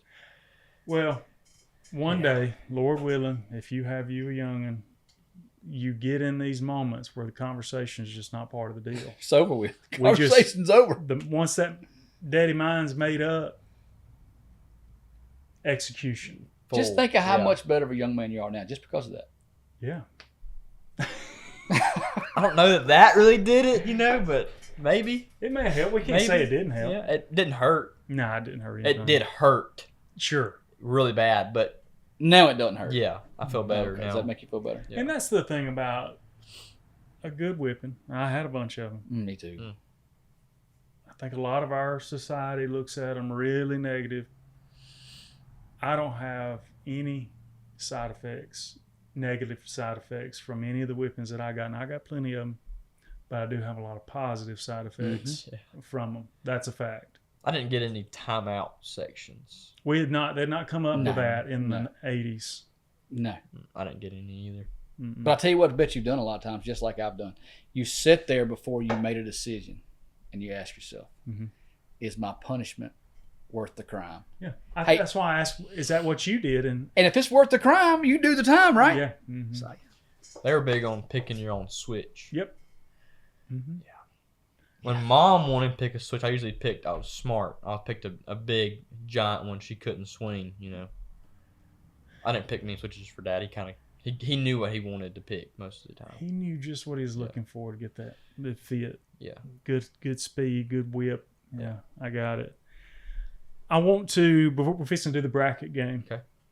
Before we do that, I want to let you guys know, if you're in the Arkansas area, August 28th, Shane and I will be at Harris Baptist Church. It's near Fayetteville, Arkansas. I'm going to be honest, I don't know exactly the location of that, but I know it's near Fayetteville. But yeah, I guarantee you can look that up. Harris Baptist Church. We're looking forward to telling some stories and talking about Jesus while we're there, bragging on Jesus, as I like to say sometimes, while we're there. So y'all come out and join us. If not, look them up on Facebook. Guarantee they got the Facebook thing. You can find out everything. Absolutely. There. You can find them. For generations, people have trusted AmFirst with their financial needs. 90 years later, so do I. They're not going anywhere. Bracket game. You got your phone. Do you mind getting us a 3-minute timer or alarm or whatever set up? Because we only got 3 minutes to complete this bracket. The bracket is grilled meats. Oh, yeah. And we have 3 guys in here that are already hungry, so this may be more punishment than fun. You let me know when you got that thing going. I'm ready when you are. Let me give the field. Okay, no, go. Keep it going. Yeah, I pause it. All right, here's the We're field. good. Ribeye versus filet, grilled sausage versus pork chop, shrimp versus redfish, deer tenderloin versus smoked turkey breast, round 1, game 1, ribeye versus filet. Oh, it's no doubt. Ribeye. Give me the ribeye. Ribeye. 3 easy ones. The best cut of meat, Best period. Gotta have some fat. I'll eat the fat on mine and everybody at the table if they cut it off. All right. Game 2, grilled sausage versus pork chop. Man, you just Can't go wrong with either now, but you can't go wrong with a piece of grilled sausage. Okay. I'm gonna go pork chop. I'm going to go grilled sausage. Oh, loser. Because a pork chop, nothing against it, and I know they make good ones. Well, But- we're not talking about brands here. If the brand of the sausage is really important, Yeah. I'm still the grilled brand sausage. of pork chop doesn't really matter. Give me the sausage. Now, I love a grilled pork chop, but Oh, if I I do got to too. most time because I know if I'm eating a piece of grilled sausage, I got something else to go with it So anyway. now we Something thinking. else. See, that's not the comboing. rules, though. Hey, we make our own rules, bud. Shrimp versus redfish. Boy, this is a hard one for me since I'm allergic to shrimp. Let me get the old redfish on a half shell. Okay. Redfish on the half shell. I'm going to go redfish. I'm with Golly, you. clean sweep for the old Mhm. reds. I love redfish. I do too, man. Deer tenderloin or smoked turkey breast? Golly, give me. I gotta have the deer tenderloin. Smoked turkey breast. Gobble, gobble. Golly. Oh, you're going with turkey too? Mhm. 100%. Oh, really? Final four. It's gotta be wild. Ribeye versus grilled sausage. Over. Ribeye. What are we Over. doing? What are you even debating? That's not okay. Redfish or turkey? Give me the redfish. Turkey. Really? Turkey. Golly. I'm, A wild turkey breast? Guys. I'm going redfish on that. I'm sorry. Me too. I got to go with your dad on that one. All right, here's the final round. We got 1 minute and 7 seconds. Ribeye versus redfish. This is a nightmare matchup. We need a second to think on this one. No, this is a no-brainer. Really? You're already there? Oh, I'm there. Yeah, I'm there. It's ribeye. Not a huge steak guy, so I'm going redfish. Really? I mean, redfish, you can't just go somewhere and get redfish in the half shell. Like, it's not just, You're you can just right. go to, you just can't. If you're in Louisiana, you're talking about redfish in the half shell and you got these sides with it. I mean, And they got those sauces man, too. ooh. The I got chill bumps etouffees. talking about that. Honestly, I got chill bumps on my arm thinking about redfish. Okay. 27 You seconds. got 26 seconds, bud. You gotta, like, what do you eat with a ribeye? You're eating mashed potato and you're eating a roll and a salad. With a redfish, you Why got, are you trying to talk the man into something? I mean, you got etouffee and you got I can't go crawfish surf and turf. tails. No, which I've one? got to go surf It's for got to turkey. be one. I'm going ribeye. And Oh my Ribeye's the goodness. winner. Because, okay, I've said this on the show before, I'm pretty sure, death row meal. Or you can only have one food for the rest of your life situation. I know that's hypothetical. Yeah. That wouldn't But be what if mine. you had more of Are you those? serious? Wait a minute. Hold on. What'd you say? Like, a ribeye is something you can get, you can just have all the time. And you can mess a If ribeye you up talk to real people from bad. South Louisiana, a redfish is a Yeah. nuisance to them. They got so many of them down there. Now, it's not like that in Orange Beach. But you can mess up a ribeye. If you don't get it cooked like you wanted, it's not as good. I know. You're just not Redfish going is to change just- my mind, brother. I love No, a it's ribeye. I love a ribeye. On charcoal or real hardwood. Pellets. Yeah. Unbelievable. Mm-hmm. You just made a statement that ribeye was not your death row meal. No, not my death row meal. It's not mine either. Well, I know it's not yours. You don't even like steak. You just confess that your weirdness. Death. If I'm going to the electric chair, and you ask me my meal. Yep. Fried deer meat, Mm-hmm. purple whole peas, with mayonnaise, Okay. piece of cornbread. No, biscuit, homemade biscuit. Over. That's it. That's What I are you want. doing for dessert? Yeah, I know you're going to eat desserts. Death row is the last one. Cheesecake, baby. Give me some Okay. cheesecake. Standard. Yes, plain Jane. Maybe, yeah, plain Jane. What you got? I'll tell mine. I want to hear. Okay. I want to hear TV's Oh, mine Yeah. first? Fried cube steak, for sure. Oh, really? This is death row, guys. I mean, Are you it's got to be a serious? good, like, young dough, tender fried cube steak. Okay, it's your And death row, then not mine. Go for I'm it. going Mexican cornbread. Okay. I like that a little better than homemade. I like homemade biscuits, but Mexican cornbread goes better with the deer meat. And then, like, I have to say, a baked potato Okay. and like a vegetable. I would say black eyed peas. Yeah. Ugh. What are we doing for dessert? Dessert. I mean, unless you don't want it, but I mean, My wife's zucchini bread. My favorite. He's I just would trying to love- get brownie points with his wife. No, That's not I'm what he's telling you, picking. She can make a zucchini I bread like out zucchini of this bread, world. but it's got to be done well. She puts chocolate chips in hers too. Ooh. It's good. Look, I'll give her credit now. It's good, but he's just trying to get brownie points so he got to sleep on the couch. That's what I would eat, or her cheesecake. I like them too. Oh, but listen I'm to more this of a junk. cheesecake. You can tell he's a newly married man. He just won't even tell Okay, the truth. whatever. We're gonna pray. We're gonna pray for him while we do this. Yeah, we will. We'll Just pray tell for, the truth. pray for you again. Death row meal, off the cuff, without a lot of thought about it. I want the biggest ribeye steak you can get, about 1.5 inches thick. I want a medium rare. Mm-hmm. You can keep your baked potato, but I'm going potato family. I want some either fried hunk potatoes, like fried potatoes and onions, Yeah. or just good French fries. I love French fries. Me too. Steak cut or crinkle cut? Or Not skinny? a steak cut. I just want a skinny. Okay, like a McDonald's fry. A little thicker. A little but- thicker than yeah, that. Yeah. Yeah, something like a Rally's. Yeah. It's Yeah. that size or Yeah. whatever. And then, since y'all did a bread, I'll do a bread. I want a Texas Roadhouse roll With the honey, with the honey cinnamon butter. butter. Or if you can't get that, I'll go with the Outback dark bread. I love Oh, that it's too. it's good to you now. behind It boy. is good to you. And then for dessert, for right now, I knew what I'm you going. were gonna say. I'm going chocolate mousse pie. I thought you were going German chocolate. I do love that, but if we're going to this dessert, Last I'm one. feeling it. That's it, chocolate mousse. Let's change the debate though. Let's just say that we know the rapture's taking place. Let's don't go electric chair. Let's Okay. just say last. So minute. Jesus is coming back. Jesus come back last minute. and we're believers. Then we're We're and going. we're ready. Okay. And we're ready. All right. Good. I just want to make that clarification. I ain't planning on going to jail. So are we doing something else, or was No, that? no. I Oh, was okay. just saying. We're just changing We from just, jail to rapture. just change the name. Okay. Rapture to jail. Okay. All right. I'm with it. Do we want to do the write-in story? Y'all want to hear it? Yeah, let's do Sure. it. Let's do it. This has a story before I read the write-in story. This gentleman is Seth. He's from Missouri. He drove all the way to Birmingham with his family to go to the deer show and to come to Blunt Springs Baptist Church for a Okay. Sunday service. Yeah. Really? And I was in Gulf Shores, Alabama. Stayed for worship, loved it, and he left this for Shane and I. This is That's fancy. that's what I said. Look, It looks it's not like only a leather-bound Moses journal, scroll. but look at these pages, man. Look, first thing that popped in my mind when you uncovered that, national treasures. Yeah. Well, this is kind of like a national treasure Mm-hmm. now. I believe I'm saying this right. His mom used to tell them this story every Christmas morning, or right there around Christmas every year without fail. And he remembers it vividly, and it has meant a lot to him over the years. So he sat down and hand wrote the story in this journal for us. And he's a dude, and this is good handwriting. That's good handwriting. That's good handwriting. Yeah. So here's the story. Again, it's a little bit lengthy, but I really enjoyed reading it, and I want to read it for y'all. It's titled The Son.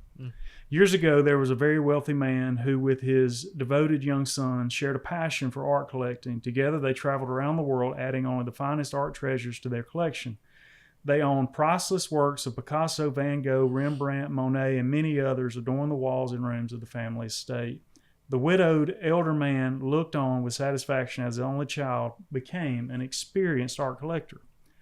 The son's trained eye and sharp business mind caused his father to beam with pride as they dealt with art collectors around the world. As winter approached, war engulfed the nation, and the young man left to serve his country. After only a few short weeks, his father received a telegram. His beloved son was missing in action. The art collector anxiously awaited more news, fearing he would never see his son again. Within days, his fears were confirmed. The young man had died while rushing a fellow soldier to a medic. Distraught and lonely, the old man faced the upcoming Christmas holiday with anguish and sadness.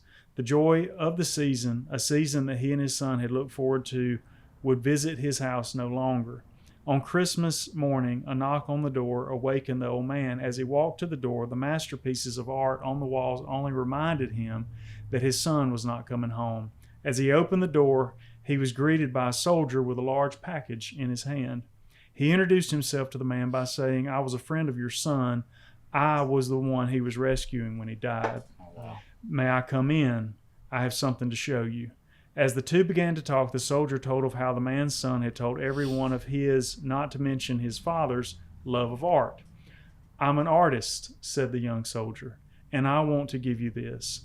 As the old man unwrapped the package, the paper gave way to reveal a portrait of the son. Though the world would never consider it the work of a genius, the painting featured the young man's face in striking detail. Overcome with emotion, the man thanked the soldier and promised to hang the picture over the fireplace. A few hours later, after the soldier had departed, the old man set about his task. True to his word, the painting went above the fireplace, pushing aside thousands of dollars worth of paintings. The man sat in his chair and spent Christmas gazing at the gift he had been given. During the days and weeks that followed, the man realized that even though his son was no longer with him, the boy's life would live on because of those he had touched. He would soon learn that his son had rescued dozens of wounded soldiers before a bullet stilled his caring heart. As the stories of his son's gallantry continued to reach him, fatherly pride and satisfaction began to ease the grief. The painting of his son soon became his most prized possession, far eclipsing any interest in the pieces for which museums around the world clamored. He told his neighbors it was the greatest gift he had ever received. The following spring, the old man became ill and passed away. The art world was in anticipation, unmindful of the story of the man's only son, but in his honor, those paintings would be sold at an auction. According to the will of the old man, all of the paintings would be auctioned on Christmas Day, the day he received his greatest gift. The day soon arrived, and art collectors from around the world gathered to bid on some of the world's most spectacular paintings. Dreams would be fulfilled this day. Greatness would be achieved, as many claim, I have the greatest collection. The auction began with a painting that was not on the museum's list. It was the painting of the man's son. The auctioneer asked for an opening bid. The room was silent. Who will open the bidding with $100? He asked. Minutes passed. No one spoke. From the back of the room came, who cares about this painting? It's just a picture of the son. Let's forget it and get on to the good stuff. More voices echoed in agreement. No, we have to sell this one first, replied the auctioneer. Now who will take the son? Finally, a friend of the old man spoke. Will you take $10 for the painting? That's all I have. I knew the boy, so I'd like to have it. I have $10. Will anyone go higher? Called the auctioneer. After more silence, the auctioneer said, going once, going twice, gone. The gavel fell. Someone exclaimed, now we can get on with it. Cheers filled the room. Now we can bid on these treasures, someone said. The auctioneer looked at the audience and announced the auction was over. Stunned disbelief filled the room. Someone spoke up and asked, what do you mean it's over? We didn't come here for a picture of some guy's son. What about all those paintings? There are millions of dollars of art here. I demand you explain what's going on. The auctioneer replied, it's very simple. According to the will of the Father, whoever takes the Son gets it all. Yeah. That's incredible. Yeah. So for $10, Millions. they, Just because he cared. It just shows the importance of caring and not being greedy. I thought that was an awesome story, but also obviously the spiritual application. Yeah. There. If you take Jesus, Everything the else whole is thing. given to you. Just taking the Son. So that's a great, Seth, thank you for visiting. Thank you for the journal, the story, the time it took to write all that down, and sharing that special story that his mom has shared with them for many years. And it's a great story. That'll preach from the pulpit Sunday. Hey, that's a good one, man. I really enjoyed it. We are at testimony time, and that's on you. It is. Yep. Never shared it like in front of people before. Well, you fixing to share it with a whole lot So of people. bear with me. We'll kind of go one way and then we'll tie it back in Juke move. later. But so I grew up outside, like I said, hunting, fishing. So You're finding proving a it. tick on me was was not out of the ordinary. Like it was just another day. Well, I was 8 and started feeling real bad, and Mom took my temperature. I had like 104 temperature. Like I was really running a temperature. Now lymph nodes were swollen, so I went to the doctor in Tuscaloosa, and he had like looked at me and did tests and stuff, and then he found a spot where like he was like, "What's that?" I said, "It's a tick bite." He was like, "Well, you got a bullseye on your elbow. This is gonna be a tick-borne disease." He said either Lyme's disease or Rocky Mountain spotted fever. One of the two is gonna be that. We'll pull some blood and run a test, but the treatment's the same. We're gonna put you on doxycycline, which is an antibiotic. Okay, so we go home later that night, and then the next morning he called in the prescription. We're gonna pick it up. I wasn't going to school that day. It was like a Thursday, so that morning, like 8 o'clock, Mom went and got the medicine, came back, and I ate breakfast. 8:30, probably gave me medicine. By 9 o'clock, I was asleep. She was like, man, he's tired, it's a lot of stuff going on. So I slept all the way up until lunchtime. Did not wake up. So lunch, Mom was like, you gotta wake up and eat some lunch. She woke me up, fixed me lunch, handed me lunch, and I was eating my lunch, fell asleep while I ate my lunch. I was like, wow, he's really tired, So she took my food back, what I had not eaten, and it was just twice a day medication, so morning and night. So I slept all afternoon, never woke up. So it's supper time. Mom woke me back up. I'm like, you got to eat and take your medicine. So I woke back up, ate supper, took another antibiotic, went back to sleep, slept all night long. Usually I'm awake like early, like 5:30, 6 o'clock. When I was little, I was awake for school. So it's Friday. Mom, you're going to school. It's Friday. We got a football game tonight, that kind of stuff. So goes in there in the morning at like 6:30, 7 o'clock, get me up, and I was not awake. I was asleep. I was like, golly. Woke me up, gave me another pill. Ate breakfast, still really like drowsy, groggy. And she's like, let's go, you're going to get a shower. So I walked in the bathroom and I blacked out. Right into the bathtub. Just gone. Blacked out. She pulled me out. I had a pulse and stuff, just not responsive. Put me on the bed. They were scared to death. Go back to the doctor. I rushed me back to the doctor. Eventually I came back awake and I was fine, responsive and stuff. I was still just real drowsy. And he was like looking at me and like, you sound fine, you look fine. He was like, your pupils are really dilated. And he's like, give me your medicine. And he had clicked Dilaudid instead of doxycycline. Now, for those that don't know, Dilaudid is 5 to 7 times stronger than morphine. Very, very strong pain medication and mild sedation drug. So it sedated me fully. Yes. I was gone for a full day, just gone, asleep. And the rest of Children's, my heart and stuff was fine. I was fine, but big scare. Well, we get past that, and at 10, I have a bunch of knee problems. Well, the Rocky Mountain spotted fever localized in my right knee, and I developed arthritis.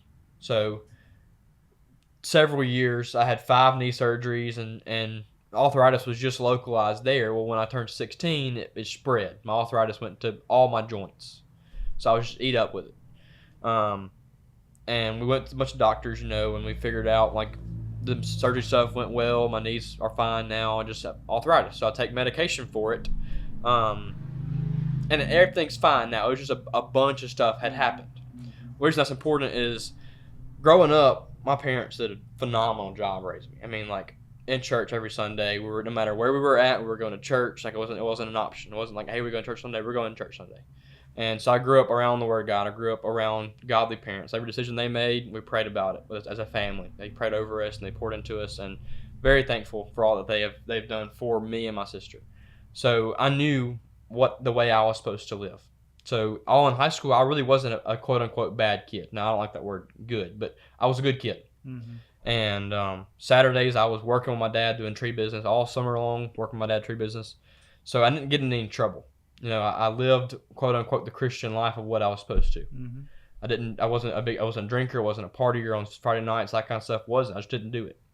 I spoke different. Like my parents always told me, as a Christian, you're supposed to be apart, you're supposed to be different from the world. Mm-hmm. And you're supposed to, when people see you, they should see that you're a Christian without you even saying anything. Mm. So that was what I tried to do, And it wasn't until my first year of college that I really had the Lord come upon me. So previously, like if someone asked about me, it wasn't, oh, God's been really good to me. God's touched me. I'm saved, like by the grace of God. It was, look what I've been through. And look what I've been through with this arthritis. Look what I've been through with this pain medication stuff. And look what I've done, And from the outside world looking in, they thought that I was a Christian boy. Like they thought that I was. But in my heart, I wasn't living the way I was living for Christ. I was living that for my parents. I was terrified of making my parents upset at me. Or like them seeing like me as something that looks at our family bad, Like I wanted to live how they wanted me to live, not as Christ wanted me to live. Mm-hmm. So it was all about what is TB doing? How is TB living? They were proud of me. They were real proud of me. Like you're a good kid, And I honored that. But it wasn't until my freshman year of college that the Lord really came into my heart. I was like, TB, you're a terrible kid. Like your heart is so far from me. It's all about you. It's all about me. What have you been through? And I just looked at all of what had happened as a way for me to people feel bad for me. You know, look what I had been through, you know, and look what I'm doing now. Like I'm a good kid. But it was really, he showed me like, not why, God, why did you do this to me, all this stuff. It was more like, why not? You know, like I'm a shy person, and all of that gave me an opportunity to witness in a way that like, it's my life. It's what happened, you know? And he truly just changed my heart, came into my life. And then, man, he changed my desires. Like I wasn't living because Dad wanted me to live that way. I was living for God. I wanted Christ to be known in my life and not my parents. And, you know, that's a byproduct. My parents are so proud of me. I truly believe that. But my heart, I mean, my life's just changed. And my testimony is a little different than most people. Like I can't take you back to the time I went to the altar and just like, boom, I had a radical change. I didn't. But if I look back on my life in the past 3 years, man, God's hand has just been incredible. I mean, changed everything. I have a beautiful wife now, and we're starting our own family. And man, I could do that on my own. I'm not even working full time. I'm in school still, and I'm married. You know, and he's been so good to us, and nothing that I could have ever done. But he truly came into my life and spoke to my heart, and it was like, you've got it all wrong. It's not about you. Wow. It's not about you. It's about me. And looking back, you know, through the Gospels of like listening, like reading about Peter, you know, you see Peter walking with Jesus, and he denies Jesus 3 times, you know, and it's like, whenever Peter's doing good, you know, it was like all about Christ. But looking back, and like you're just reading that, you're like, man, Peter, you're an idiot. Like you're walking with Christ every day, and you still shunned him. But like in my life, that was me, you know, like when around some people that I liked, you know, I was like Christ. Like I tried to represent Christ, but when it came to a time of where like, this is going to be a hard conversation, I didn't take up Christ. You know, I denied Christ. Wow. And truly at the end, it's like Peter's life too. Like he fully surrendered, and I'm just thankful that God came into my heart and spoke to me, and I fully surrendered. And man, I wouldn't go back for nothing. I love your testimony. I thought you communicated it well. I hate what you're going through, but what I like the most, it ministered to me. It's different than most testimonies because whether it was a love for your parents or whatever you want to call that, you were doing the right thing. You're doing Christian things. Yeah. Making Christian decisions, but your motivation was wrong. That's right. And not that your motivation was, the Bible tells you respect your mom and dad. That's I mean, so that's not saying that you're wrong, but who are you living for? And I would say that not a lot of people probably struggle with what you're talking about because, I mean, I was a goofball. I mean, I was just living for myself and doing, you know, I mean, I cared what my parents thought, but that was not the motivation that yours was. I mean, that's a strong motivation. So I think that is a good message for somebody out there tonight that may be going, I'm checking all the boxes. It's kind of like Pharisee. Yeah. I'm doing this, and I'm doing this, and I'm doing what this. I'm doing. But why? Yep. Where's your and heart? Through what power are you doing those things? Are you doing it so that you can get to get a job? Or there's all kinds of motivations. Oh, yeah. But if you're not doing it for Christ through the power of the Holy Spirit, it's all for nothing. Yeah. I don't want to come off in a way of like me living a way that I feel like I was a good kid. Like, because I mean, Paul writes that no one's good, not one. Right. I was not a good kid. Like, I hate that word good. Right. But from looking outside, I wasn't doing things that my friends were doing. Yeah. And I just, you were doing it opposite the way I did it. Just my heart was not in the right spot for the right reasons. You know, I was doing the things that I should have been doing, but not for the one who really wanted me to. I wasn't glorifying the Lord because I wasn't even talking to the Lord. Glorifying yourself. That's right. And all the good things you were doing. Right. I have recently started struggling with the word good as well because it doesn't really mean anything. You talk to somebody and it's like, yeah, that's a good guy right there. What are they saying? Yeah. What does that mean? Nothing. Really, think about it. We use good all the time, but what are we really saying? Yep. That ribeye's good. I understand that. Well, let's turn to, thank you for your testimony. I think it definitely is going to speak to some people because there's people out there that I guarantee maybe going, wow, that's exactly what I'm doing, and I didn't realize it. I feel like a lot of people are shied away from the fact that like they don't have a radical change. You don't have to have a radical change to have a testimony. That's right. I mean, let me back up on that. To have a true testimony, you have to have a radical change that came from belief in Christ. That's right. Sure. That's right. Sure. But I'm so sorry. I hope not. I hope I didn't cause somebody to stumble with that.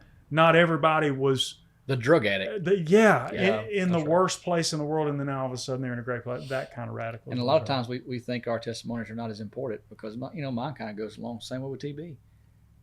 I wanted to please my parents. We're a lot alike. That's in that. genetic. I've never heard his testimony. Really? Till right now is the first time I've ever heard a testimony. Wow.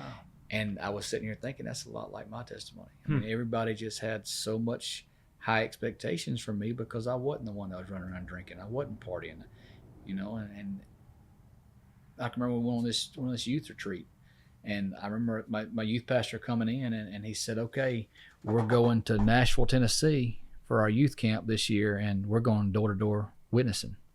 He said, you're not bringing your headphones. You're not bringing this. You're not bringing that. Everything was about what you're not taking. And I'm going, well, how much fun is this going to be? Yeah. This is going to be the worst youth trip ever. Right. And I can remember we'd go and we'd get up at like 6 in the morning and we'd eat breakfast. And then we'd go to preaching and singing. Mm-hmm. And we'd go to preaching and singing. And then all of a sudden we'd get to eating lunch and we hit the streets of, I think I said Nashville, but it was in Knoxville. Okay. That's Tennessee. We hit the streets in Knoxville. And we were in this church bus, okay? And Stephen's supposed to, I wasn't even saved at this time of my life. Really? I thought I was. At that point in time, I thought I was. I really got saved on that trip. Wow. So we go to the first door, and when we stop, they said, Stephen, go talk first. He'll go do it first. And I can remember going to that door and knocking on that door, and this lady opened the door, and I was a bumbling, raving idiot.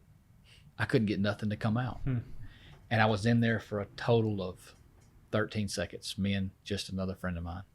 And it was the worst experience of my life. And I'm thinking, well, at least I went and did it. Now they'll move on.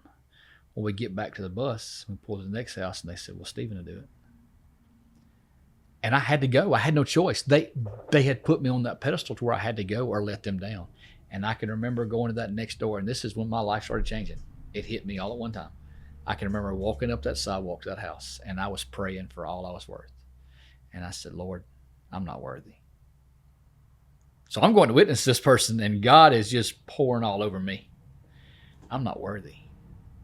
My actions aren't worthy. They're never going to be worthy. I'm trying to do everything on my own. I need you. And I honestly, that's when I got saved, was walking up to the house.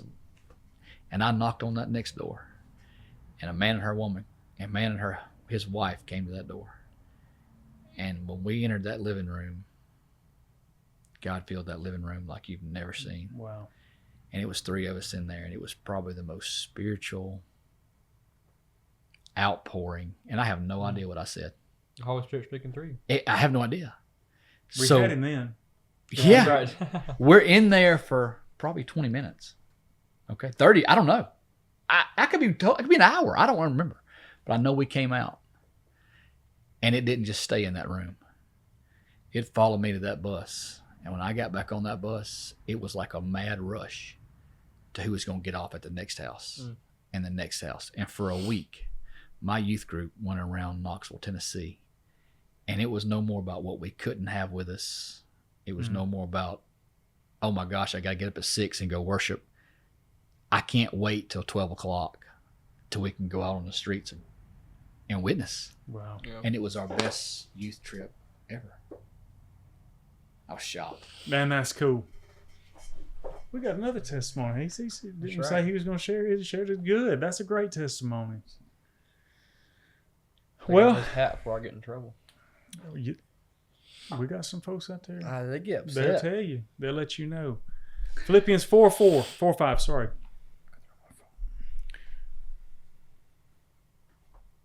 It reads, "Let your moderation be known unto all men. The Lord is at hand." Now, when I preached this last week, this is a KJV Bible, and it says moderation.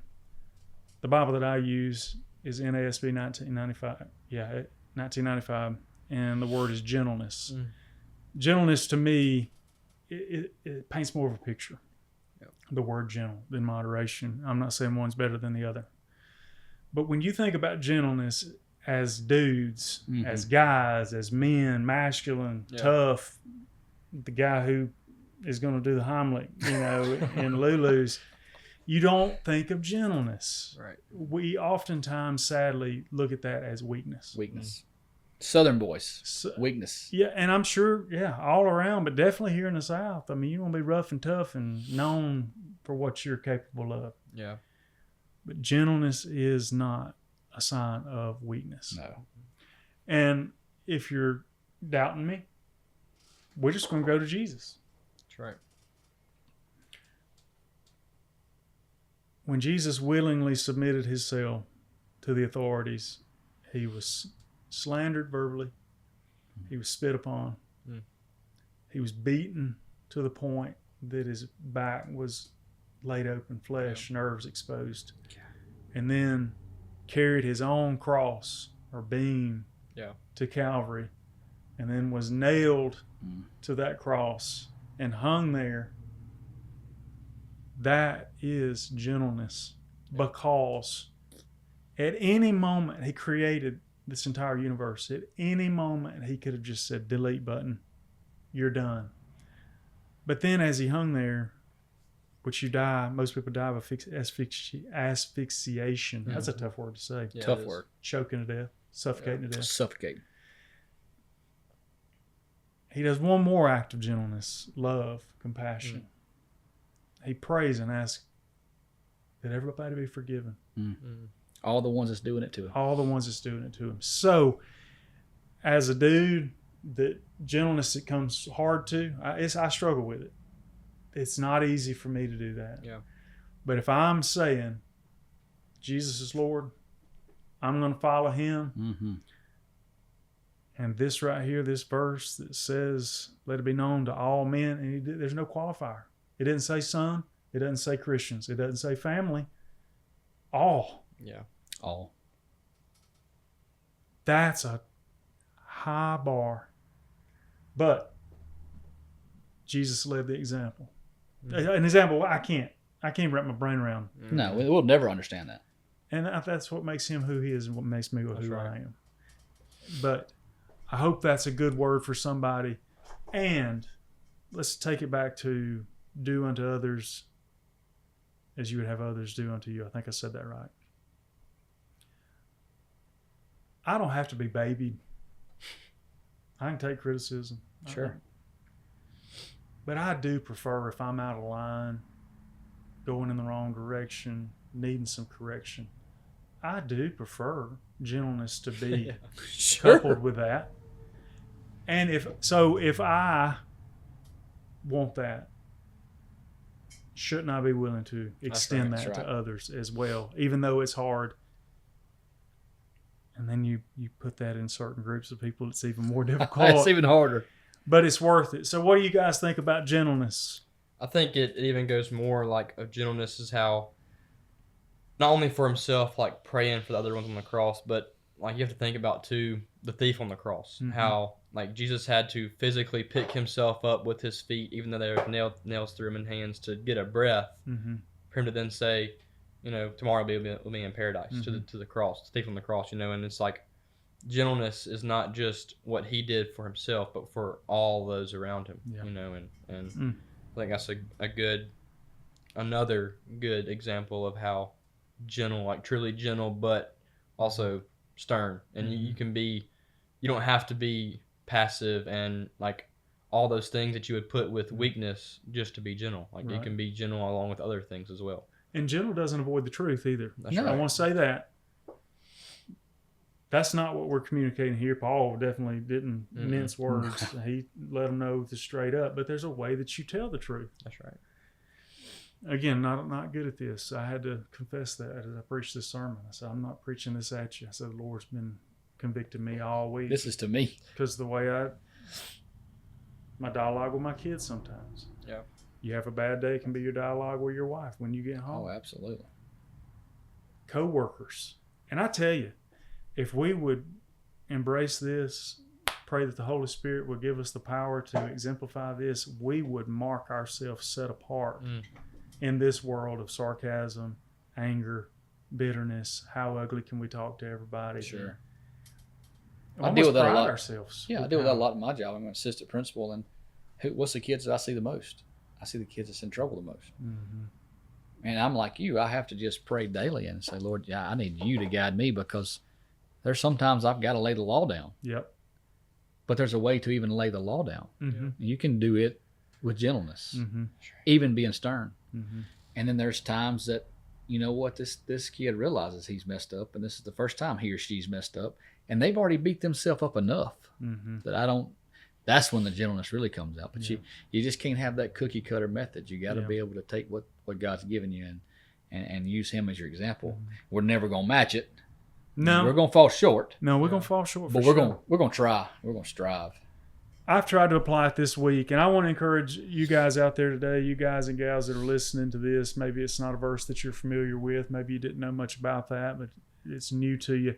That word has filled my house since Sunday and been a constant reminder as we've talked and lived together. Yeah. Hey, was that a gentle way to respond to that? I'm telling you, I'm trying. How often do we let emotion to persuade us whether we're going to be gentle or not? Like, it's not about what emotion we feel. We just be gentle all the time.